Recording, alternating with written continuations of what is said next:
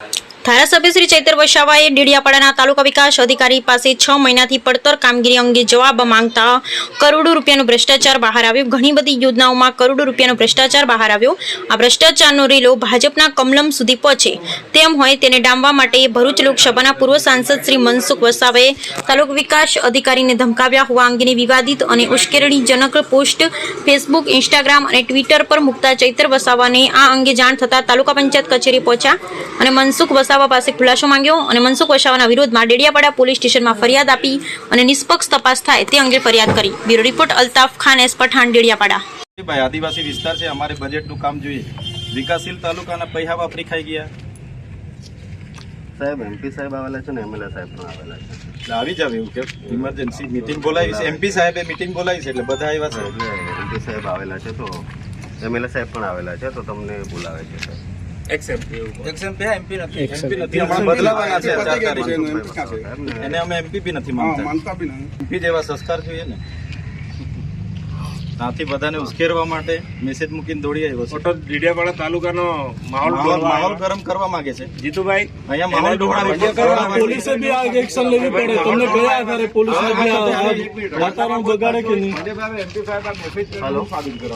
દર વખતે કશું નથી। અહીંયા નિહાળો નથી ત્યાં કેમ નહીં દોડીને જતા? દવાખાનામાં ડોક્ટરો નથી રહેતા ત્યાં કેમ નહીં દોડીને જતા? શિક્ષકો 2 વર્ષથી નથી તો પછી અહીંયા સ્ટાફ નથી ત્યારે દોડીને નથી આવતા। હમણાં તે દોડીને આવી ગયા રાજપીપળાથી। બધાને કીધું ભાઈ પહોંચો, હું નીકળી ગયો છું, તો આવો ને, ખબર અહીંયા બહાર આવો, ખબર પડીએ ને આના માટે આવ્યો છું। એટલે જ્યારે ને ત્યારે અધિકારીઓને આગળ કરીને તાલુકા પંચાયતમાં બેસીને શું કરે? પ્લેટ કઢાવો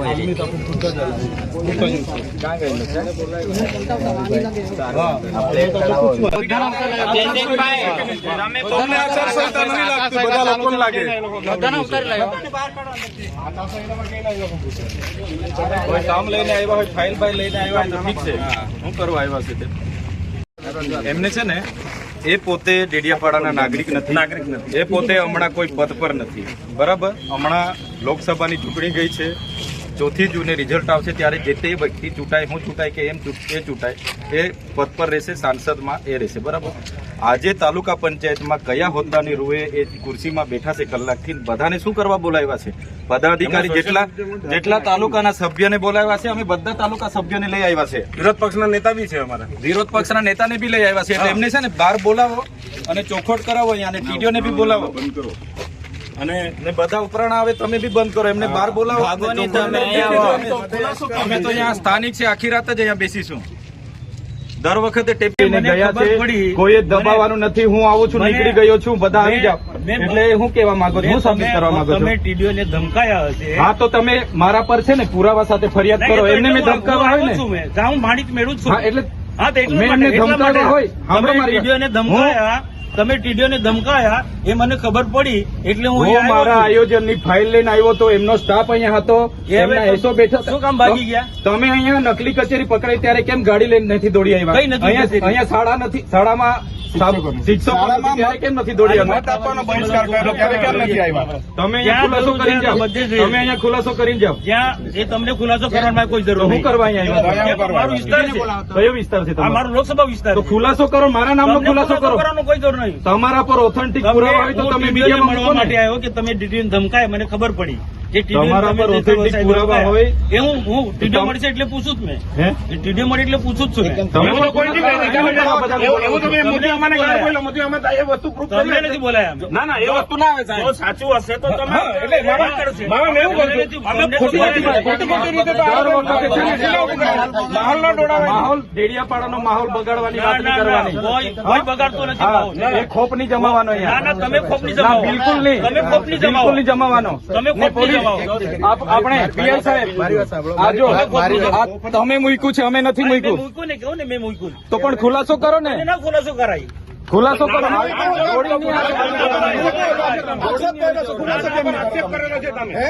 આવી રીતના બધામાં તમે દોડીને આવી જાવ છો. તમે અમારા પર હુમલો કરવા માટે તમને દર વખતે તમને છે ને દર વખતે ટેપ પડી ગયેલી છે. તમારી જેમ ટોળામાં નથી આવ્યા. ટોળામાં નહીં, તમે જાહેર આમંત્રણ આપ્યું છે. મુખ્ય લોકો આવ્યા છે. દર વખતે તમને છે ને દર વખતે ટેપ પડી ગયેલી છે. દર વખતે તમને ચેતર વસાવા દેખાય છે. નહીં. દર વખતે ચેતર વસાવા દેખાય છે. જાહેર જીવન આવે એમાં આમાં મુખ્ય વ્યક્તિ નહીં આવે. અમે ડરીએ નહીં. પબ્લિક તરીકે પબ્લિકે 2 મિનિટ ઉભા રહેજો. 2 મિનિટ એમની સાથે ચર્ચા કરવાની છે. જે હોય તે અહીંયા ખુલ્લામાં ચર્ચા કરો.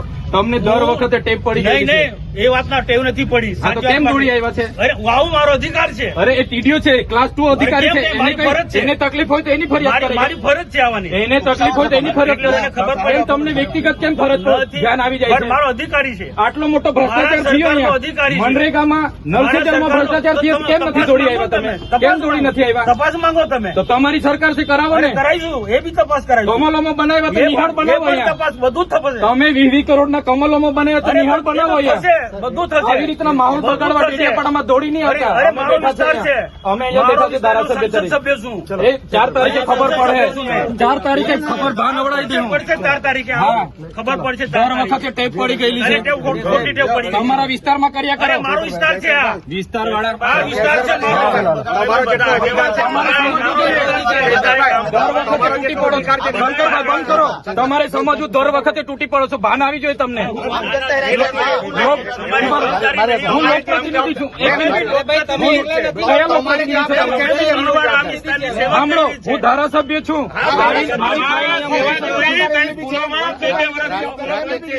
શિક્ષક નથી કઈ શિક્ષકો નથી. તે સેવા એમની ફરજ નથી મારી સાથે ચર્ચા કરવાની. એમની ફરજ બંધ કરો. સાંસદની ફરજ નથી મારી સાથે ચર્ચા કરવાની. મેં જગ્યા આપી, પૂછી લો. આજે બી ઠરાવ મેં આપી દઉં. મને છે ને બ્લોગર ને એવું બધું કીધું છે. એમને માનહાનિનો કેસ અધિકારીમાં આવેદન બે મિનિટ ઉભા રહો. એમના કને બધા બુટલેગરોના નામ છે. સાંભળો મારી. અમારી બી લાગણી છે. અમારા પર જાહેર લોકોની એટલી ચિંતા છે તો મને ફોન નહીં થયો તમારાથી. હું કામ તમને ફોન તો કરું. તમે શું કરવા દો? હું ધારાસભ્ય છું. તમારી સરકાર છે. મારું કામ મેં મારી રીતે કરાવું. એમાં તમારે ચંચુપાત નહીં કરવાનું પડે. તમારે જરા બી અહીંયા ચંચુપાત નહીં જોઈએ. આ તમને કહી દીધું. આ લોકશાહી છે. બંધ કર ભાઈ તું.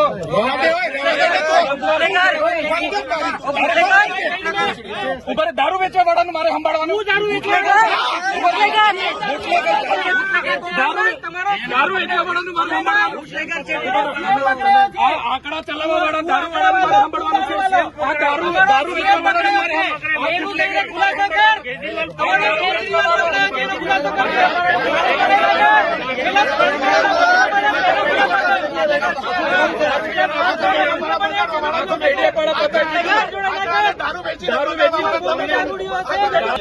સાવકાર છું. બોલો. હું બી સાવકાર છું. લે. અરે મેં એના જેવા દારૂ નથી વેચતો. ડી ક્વોલિટીનો દારૂ મેં નથી વેચતો.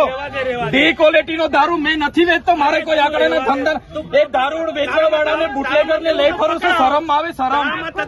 સાંસદ થઈને બુટલેગર ને લઈ ફરો છો. ડૂબી મરો. અહીંયા આંકડાના ધંધા કરવા વાળા લઈ ફરો છો. ડૂબી મરો. બતાવો પૈસા કઈથી લાવ્યો? બુટલેગર ને લઈ ફરો. એમએલએ છું, પગાર છે મારો 1.5 લાખ રૂપિયા. અમને પૂછી લો. હું સંસદ સભ્ય છું. તારા જેવો બુટલેગર નથી. ડી ક્વોલિટીનો દારૂ વેચીને બંગલા બાંધ્યા છે સાલા. વિસ્તારમાં લાગે છે. તારા જેવી તો બહુ ટોપી આવી ગઈ. અરે છે અમે.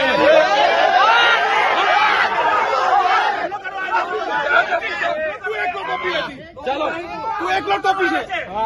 ડેડિયાપાડાનો માહોલ બગાડવા દોડી આવે છે દર વખતે. અમે 500 લોકો છે. 800 જણા આવો ને. આવો ને 500 જણા આવો. ચાલો મેં આવું. ચાલો ચાલો 5 જણ. ચાલો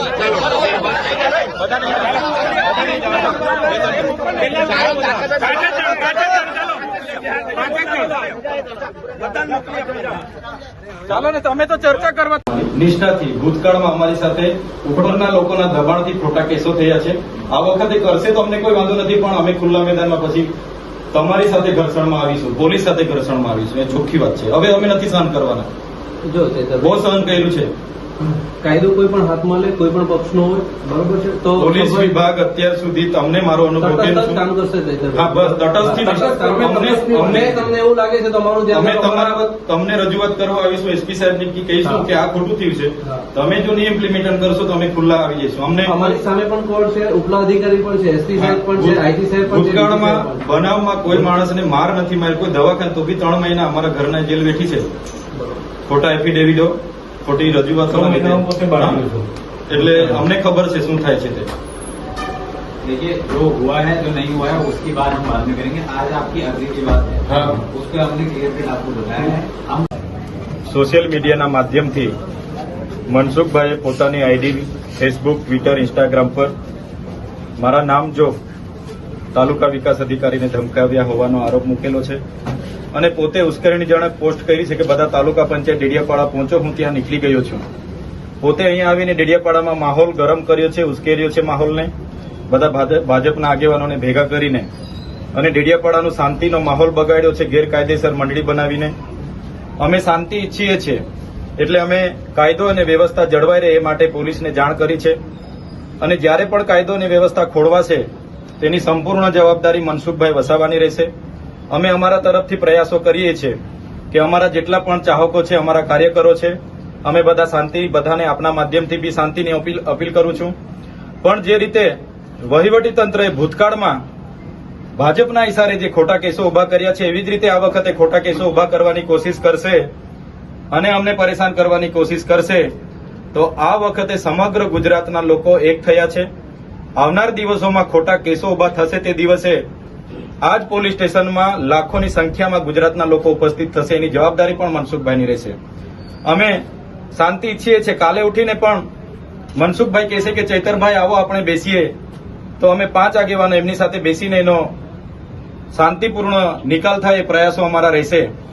પણ વહીવટી તંત્ર અને પોલીસ હોય કે ભાજપના લોકો હોય એમનો ખોફ જમાવવાની કે રોપ જમાવવાની વાત કરશે તો અમે છેલ્લી પાઈ પર ઉભા છે. આવનાર દિવસોમાં અમારે ઘર્ષણમાં ઉતરવું પડશે ભાજપ સામે કે વહીવટી તંત્ર સામે, તો અમે ઉતરવા પણ તૈયાર છીએ. છતાંય આજે આપના માધ્યમથી કહેવા માંગુ છું, જેટલા અમને સહકાર મળશે એટલો સહકાર એમને પણ આપીશું. ભૂતકાળમાં જે અમને વીતી છે એ જ પુનરાવર્તન થશે તો આવનાર દિવસો ડેડિયાપાડામાં સંઘર્ષ ઉભો થશે. એટલે આપના માધ્યમથી મારા કાર્યકરો, મારા ચાહકો બધાને હું વિનંતી કરું છું કે બધા શાંતિપૂર્ણ માહોલમાં પોતપોતાના ઘરે જઈને શાંતિથી આરામ કરો. જે પણ કંઈ થશે એ ન્યાયિક રીતે આપણે વિચારીએ છીએ. આપણે સંવિધાનમાં માનવાવાળા લોકો છે. આજે તાલુકા વિકાસ અધિકારીને એક ધારાસભ્ય તરીકે 6 મહિનાના કામો નથી થયા. બધું બારોબાર એજન્સીઓ સાથે એમણે આયોજન કર્યું. 6-7% મનરેગામાં લઈ લીધા, નલ સે જલમાં લીધા. બધી યોજનાઓ કરોડો રૂપિયા, આદિ આદર્શ ગ્રામના 68 કરોડ રૂપિયા વાપરી કાઢ્યા. વિકાસશીલ તાલુકાના 3 કરોડ 90 લાખ રૂપિયા વાપરી કાઢ્યા. નાણાં પંચના વાપરી કાઢ્યા. તો કેમ તમે એજન્સીઓને અહીંયા લાવીને અમારા ગરીબોના પૈસા વાપરવા બેઠા છો? એટલા માટે જ કામ કરાવવા માટે અમારી સૂચના હતી અને આ લોકોએ ખોટી ફરિયાદમાં ઉભા કરવાની કોશિશ કરશે તો આવનાર દિવસોમાં ખૂબ મોટું આંદોલન આ વિસ્તારમાં ઉભું થશે. અને અમે હવે સત્યની લડાઈ પર છે. અમે ક્યારે દબાવવાના નથી, સંવિધાનને લઈને ચાલીએ છીએ. એટલે આપના માધ્યમથી વહીવટી તંત્ર પર પણ અપેક્ષા રાખીએ છીએ કે આમાં ન્યાયિક તપાસ થાય, નિષ્ઠાથી તપાસ થાય. એક તરફી તપાસ થશે ને ખોટી કાર્યવાહી કે ખોટા કેસો ઉપજાવવામાં આવશે. આવનાર દિવસોમાં અમે હજારોની સંખ્યામાં રોડ પર ઉતરીશું અને બધાનો સામનો કરીશું. ધન્યવાદ. જય આદિવાસી.